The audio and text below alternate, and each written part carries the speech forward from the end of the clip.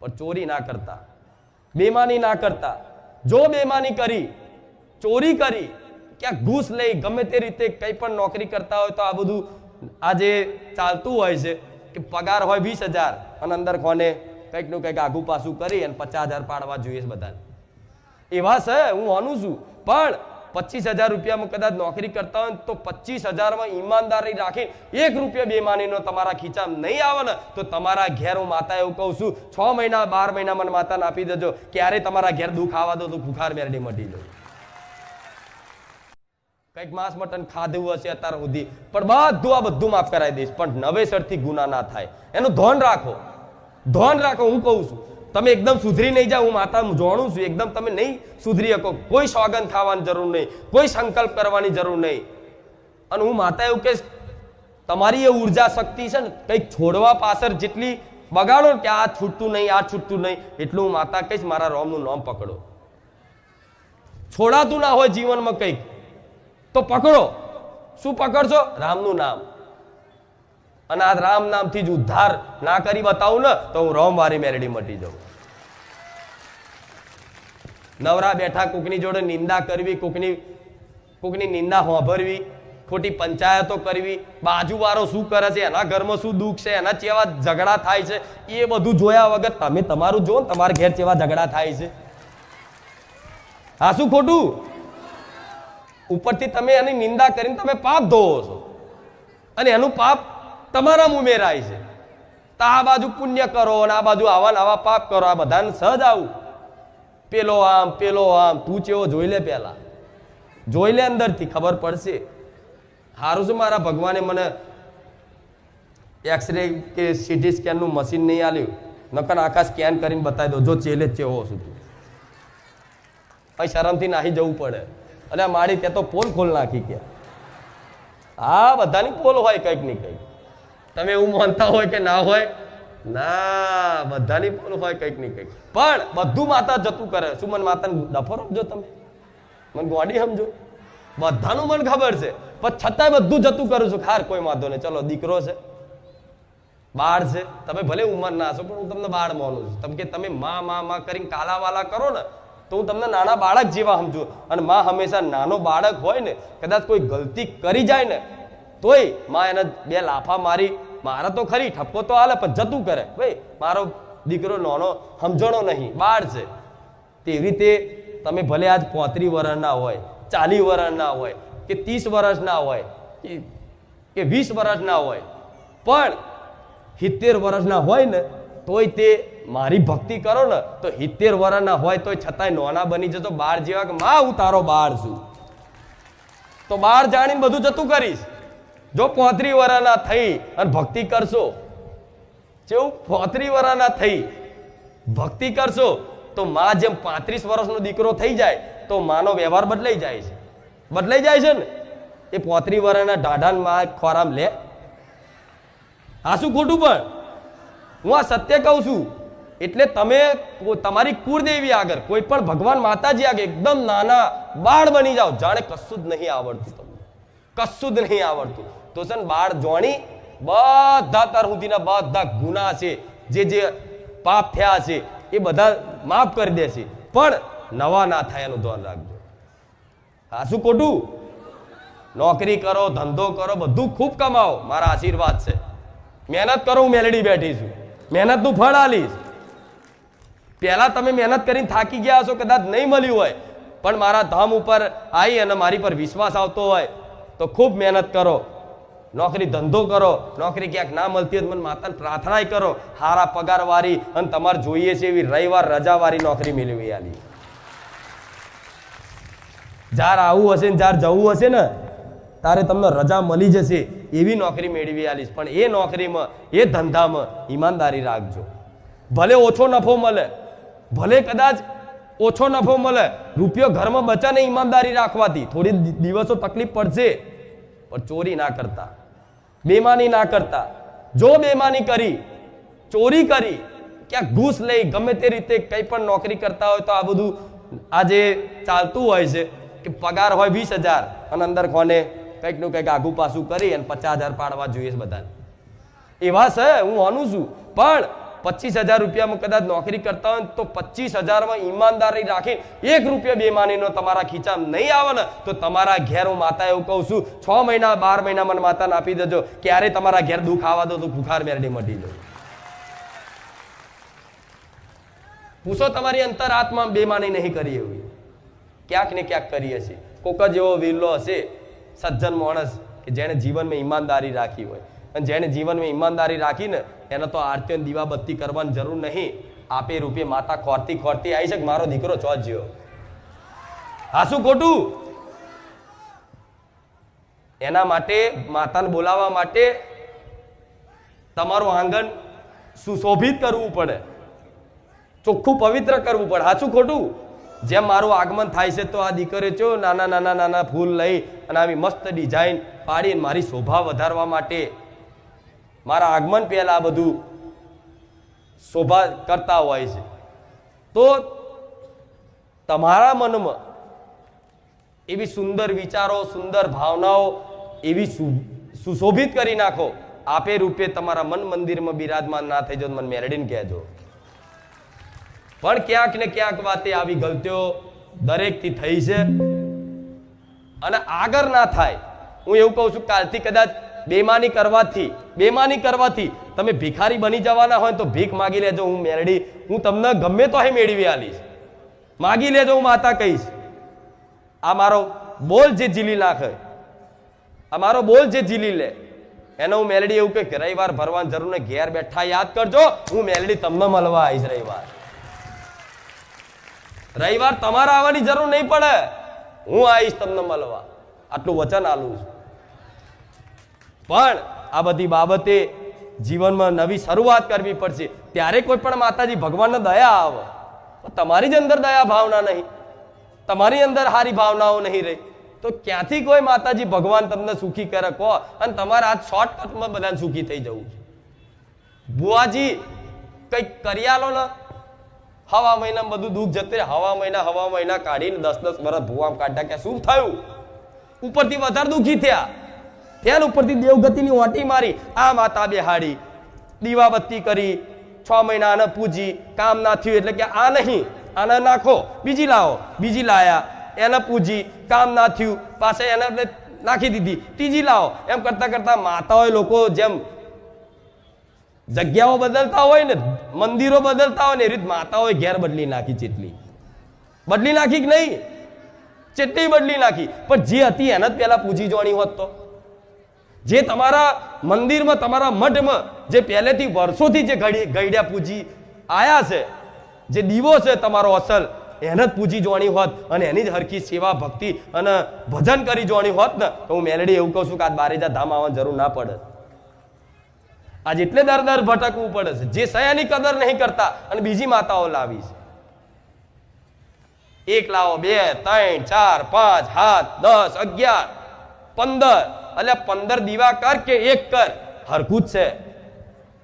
1 દીવો કરો કે 15 કરો, હરખું જ છે, કોઈ આગુ પાછું નહીં. આજ હું બહુચર છું કે હું મેલડી છું, એક જ છું.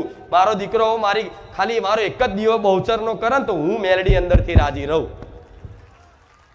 એને તો કહી દીધું, તારો મારો મેલડીનો દીવો ના કરવો હોય તોય વાંધો નહીં, તું તારી ખાલી કુળદેવીનો દીવો કર.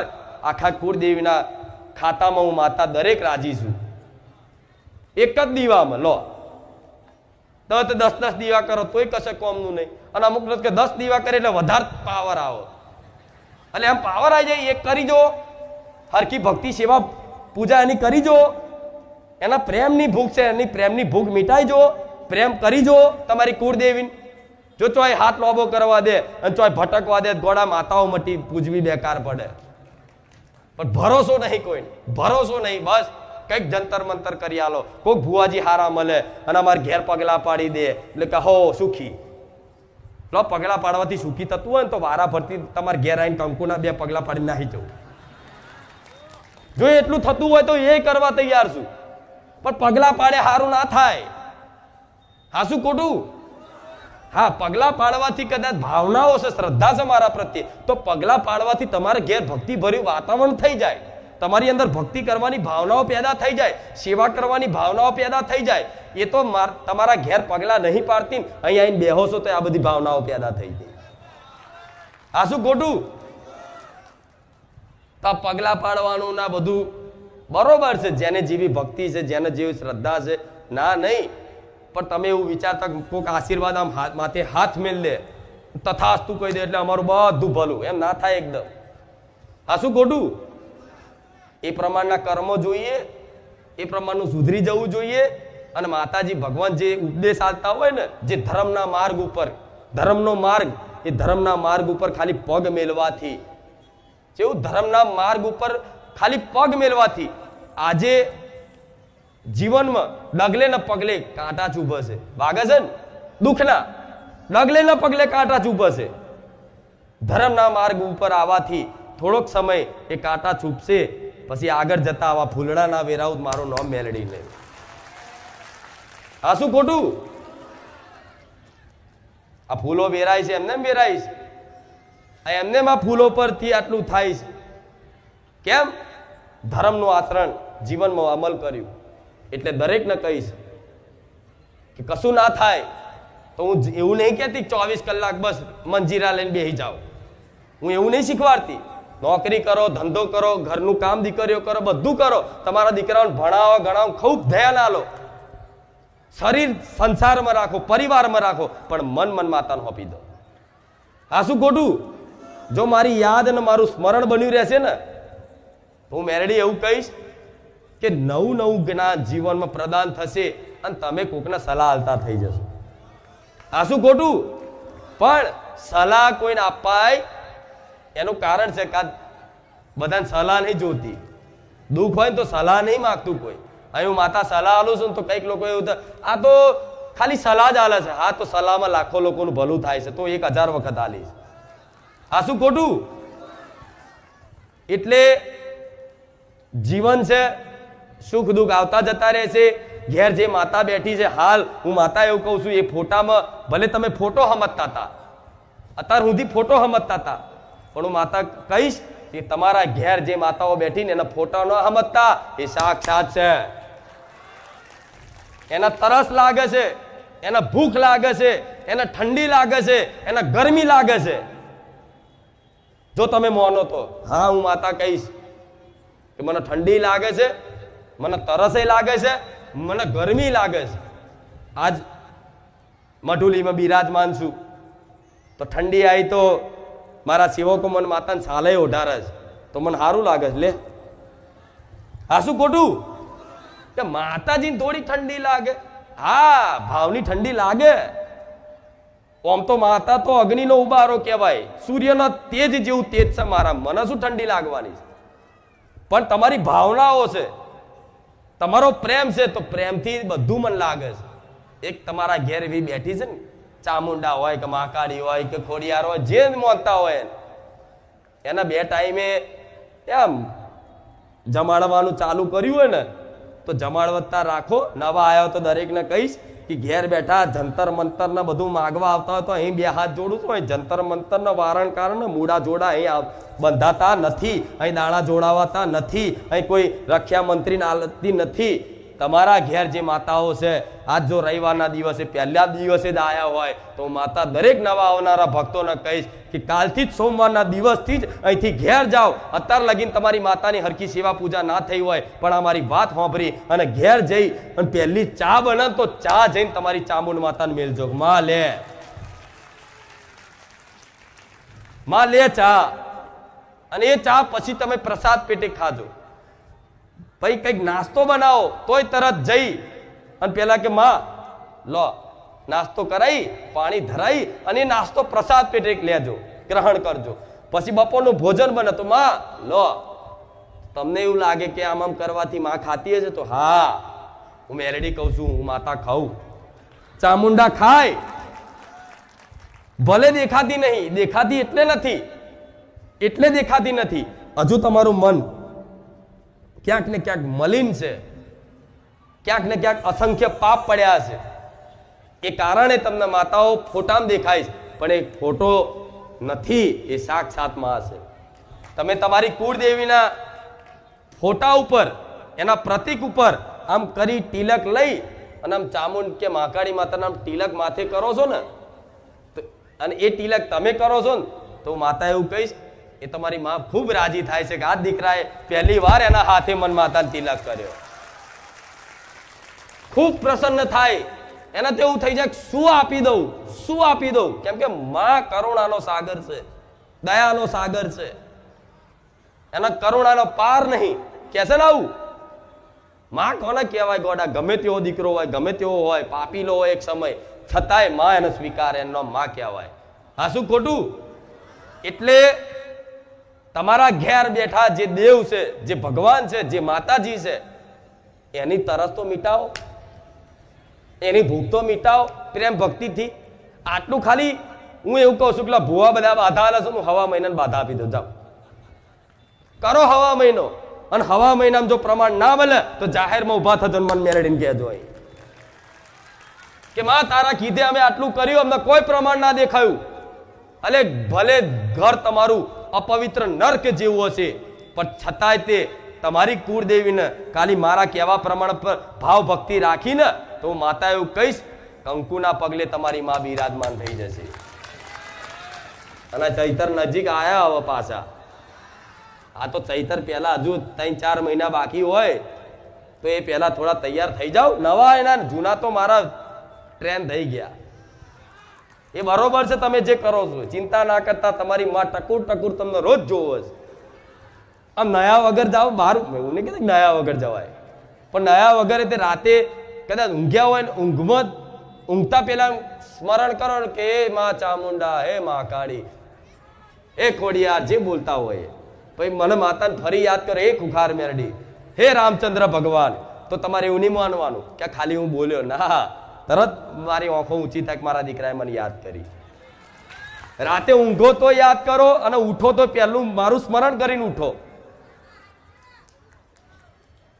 અને તમારો મઠ હોય કદાચ ચલો નયા વગર અંદર ના જાઓ તો પહેલા પ્રણામ કરી લો બહારથી માતા, કે ભાઈ ત્યાં ના જવું હોય, એના ફોટા હોમે એના પ્રતિક સામે ના જવું હોય તો કઈ નહીં, મનથી એના સ્મરણ કરી એના પ્રણામ કરી લો કે માતા આજે સવારમાં ઉઠ્યા છે તો આજે માં આખો દિવસ મારાથી કોઈ અપરાધ ના થાય, મારાથી કોઈ ગલતીઓ ના થાય, મારાથી કોઈનું દિલ ના દુખાય, માં એનું ધ્યાન રાખજે, એની સંભાળ રાખજે. તો તમારે ક્યાંક ગલતી થવા આવશે ને તરત હું ટકોરીશ. ક્યાંક ગલતી થઈ જશે ને તો અંદરથી 1000 વખત પસ્તાવો કરાવીશ કે આજે આ ગલતી થઈ જઈ. અને એ પસ્તાવો થતા થતા થતા થતા થતા થોડો ટાઈમમાં આપે રૂપે તમે એકદમ પવિત્ર અને એકદમ નિર્મલ થઈ જશો કે તમારથી કોઈ ગલતી નહીં થાય, તમારથી કોઈનું ખરાબ નહીં થાય, તમારા હાથે કોઈનું ભલું કરાવતી થઈ જશું મેલેડી. આ સત્ય છે, તમારા હાથે કોકનું ભલું કરાવતી થઈ જશું મેલડી. અને જે દિવસ તમને કોકનું ભલું કરવાની ઈચ્છા થાય ને એ દિવસ મોની લેજો મારી ખુખાર મેલડીની કૃપા પડી છે. કૂતરાને બિસ્કિટ ખવડાવવાનું મન થાય, ચકલાને ચણ નાખવાનું મન થાય, ગાયને રોટલી ખવડાવવાનું મન થાય, કીડીનું કીડિયારું પૂરવાનું મન થાય, કોઈ ગરીબને જોઈ, કોઈ ભૂખ્યાને જોઈ અને ખવડાવવાનું મન થાય, કોઈ ઠંડીમાં ઠડતું હોય એને કંઈક ઓઢારવાનું મન થાય, તો માનજો મારી ખુખાર મેલડી મારી પર રાજી થઈ છે. આ મારી કૃપા છે, એનું આ પ્રમાણ છે, પ્રત્યક્ષ પ્રમાણ છે કે જેને મારી મેલડીની કૃપા ફળી હશે ને એની અંદર બારેજા ધામ આવ્યા પછી આવી ભાવનાઓ થઈ હશે.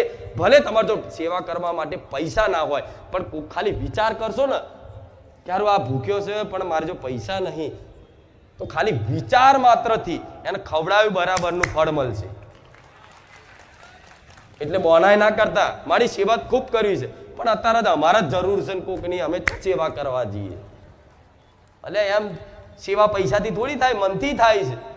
તમારે જો પૈસા નહીં પણ સારી ભાવનાઓ છે તોય માં જોવો છે કે ના દીકરાએ ભલે જો પૈસા નહીં પણ ભાવનાઓ સારી કરી તો એ સેવા રૂપે માતા સ્વીકાર કરી લે. મારા દીકરાએ કોકને ખવડાવવાનું મન રાખ્યું, એને જો ભલે પૈસા નહીં, એ માં જોતી હોય, એ થોડા દાડા જોવો કે હા મારો દીકરો હવે દયા ભાવના વાળો થઈ ગયો છે, પરોપકાર કરતો થઈ ગયો છે, સેવા કરતો થઈ ગયો છે. અને સેવા કરીને મારો દીકરો અભિમાન નહીં કરતો, એ મારી માતાની કૃપા માને છે કે હવે મારી માતાની કૃપા થઈને ત્યારે આ મારી અંદર આવી ભાવનાઓ પ્રગટ થઈ છે, ત્યારે આ કોઈક સેવાનો અવસર મળ્યો. આવું માતા 6-12 મહિના જોઈ લે ને પછી હું માતા એવું કહીશ તમારે સેવા કરવા માટે તમારે કોઈ જોડે હાથ લાંબો નહીં કરવો પડે. તમારું જરૂરિયાત જે હશે, તમારી આવશ્યકતા જે હશે એ તો પૂરી થશે, પણ તમારા હાથે જો કોકનું ભલું કરતી ના કરી આલું ને તો હું મેળવી નહીં. આજ મારા દીકરાઓની ભાવનાઓથી જ આ બધું થયું છે. મારા દીકરા જો પેલા સેવા કરવા માટે કશું ના હોય, અત્યારે નહીં. મારા દીકરા કોક આડા દાડે કોક ઝાલીને કોક લૂંટવા પકડે ને તેમ ખીચામાં રૂપિયો ના મળે. ભલે આ નવાઈ લાગશે કે માતાજી આવું, હા મારો દીકરો ખીચામાં એક રૂપિયો નહીં રાખતો. પૂછ, એનું કારણ છે મારા દીકરાને ખબર છે કે હું કશું કરતો જ નહીં. પેલા જે ભાવના કરી, જે પ્રાર્થના કરી કે માં મારા જોડે કશું છે નહીં, મારા જોડે હોત તો હું આ કરત, માં મારા જોડે હોત તો હું આ કરત, મારા જોડે હોત તો હું આ કરત. કોકની પીડા જોઈને એનું દિલ દુખાયું. મેં મેલડીએ જોઈ લીધું કે ના, ખરેખરમાં મારા દીકરાને સેવા કરવાની ભાવના છે. હું મેલડી જો એને નિમિત્ત રખાઈ આખા જગતની સેવા કરાવડાવું છું. આવું માતા કહું છું. બોલવાથી, મારા બોલવાથી તમારા ગામમાં, તમારા ફરિયામાં કૂતરા ભૂખે નહીં રહેતા હોય. આ તમારા ઘરના આંગણે જે કૂતરું આવે ને એ મારા નોમનું ખાય છે આજ. આ શું ખોટું? કેમ કે આ ખવડાવવાની ભાવના તમે બારે જા ધામ આવીને લીધી. આ શું ખોટું? તો મારો દીકરો કશું નહીં કરે તો આ પૂન તો હું ગમે તો ભેગું કરી આલીશ. આ શું ખોટું? પણ એને પૂનની જરૂર નહીં, કેમ કે હું મેલડી છું. એટલે દરેકને કહીશ, તમારી માં આવી તમારા ભાવનાઓનો આદર કરે છે. તમારી માતા જોવે છે કે મારો દીકરો હવે સુધર્યો છે, કૂતરાને બિસ્કિટ ખવડાવે છે, કોઈ ગરીબને જોઈને કદાચ ખવડાવો. ચલો કોઈ પૈસા ના આલો, આજનો જમાનો એવો છે, કદાચ કોઈ પૈસા માગે 50 રૂપિયા આલો તો એ દારૂ પી આવો. કોઈકને 100 રૂપિયા આલો તો કદાચ કોઈ મટન લઈ આવો, માંસ. એવાય હોય છે. હા શું ખોટું? ચલો તમારી શ્રદ્ધા નથી. અગર તમને એવું લાગે છે કે આને પૈસા આલવાથી આરો દુરુપયોગ કરશે તો એને પૈસા ના આલો, એને ખાવું જ ખવડાવી દો. એને ખાવું હોય ને, દારૂડિયો હોય ને, કદાચ ખાવાનું કહેતો હોય ને તો એવું નહીં કે દારૂડિયો છે એને શું ખવડાવવાનું. ભલે એ દારૂ પીધેલો હોય, પણ કોઈ અન્ન માટે યાચના કરે ને ભૂખ્યો છું કે ભાઈ મને ખવડાવ, તો ભલે દારૂડિયો હોય ખવડાવી દેજો, હું મેરડી રાજી છું. કેમ કે ખવડાવવામાં ક્યારેય કોઈ વસ્તુ જોવાતી, કોઈ નાત જાત જોવાતી ખવડાવી દેજો. તમે જો 20 રૂપિયા હોય ને તો 20 રૂપિયામાંથી નાસ્તો લઈને ના દેજો. આ શરૂઆત તો કરો. આ 6 મહિના જોવો તો ખરા, અનુભવ તો કરો. આ બધી વાતો અનુભવ થશે ને તારે ખબર પડશે. પછી તો એવું લાગશે, તમે જાતે સ્વીકાર કરશો તારું મારા જીવનનું ગાડું ખરેખરમાં કોઈ શક્તિ ચલાવે. અમે કશું જ નહીં કરતા પણ આપે રૂપે થાય છે. આજ મારો દીકરો, મારા સેવકો કશું જ નથી કરતા. લો, આખું આયોજન હું મેલડી કરું છું ને. પૂછો એમને, તમે કશું કરી શકો છો? તો કે ના, અમારી કોઈ ઓકાત નહીં, અમારી કોઈ લાયકાત નહીં કે આટલો મોટો પ્રસંગ, આટલી મોટી વ્યવસ્થા અમે જાળવી શકીએ. પણ મારા દીકરો, મારી વસ્તી, મારા સેવકો મને માતાને સોંપ્યું છે કે માં આ તારી ગાદી છે, તારે જોવાનું. મારા દીકરાઓને, મારી વસ્તીને, મારા સેવકોના મગજમાં વસીને આ બધું આયોજન પૂરું પાડી આલું છું મેલડી. ના મારી વસ્તી, મારો દીકરો કોઈ જોડે હાથ લાંબો કરે છે, માગ્યું કોઈ દાડો તો નહીં થતું. હું માતા છું એટલે તો તમારા ઘેર તમારું પૂરું ના કરે? તમારી ઘેર બેઠેલી હું મેલડી અલગ છું? એક જ છું, પણ ખાલી થોડી ભાવભક્તિ તો જગાડી જો, થોડો વિશ્વાસ ટકાઈ જો. દુઃખ આવે તો થોડું વેઠી જો.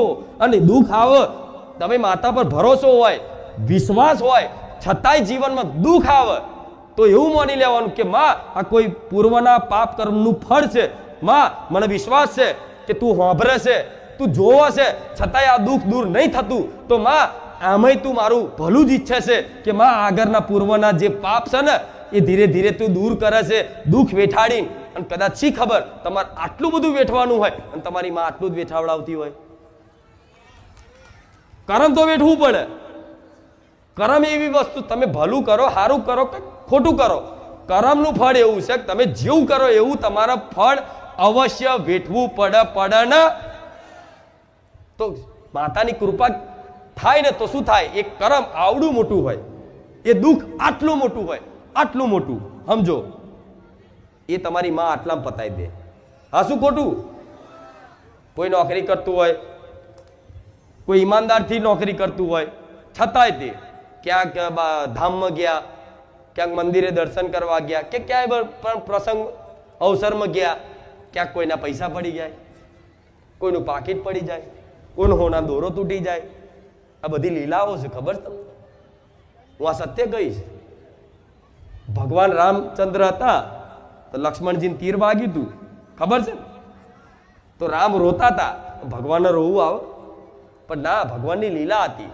મતલબ ભગવાનની લીલા હતી.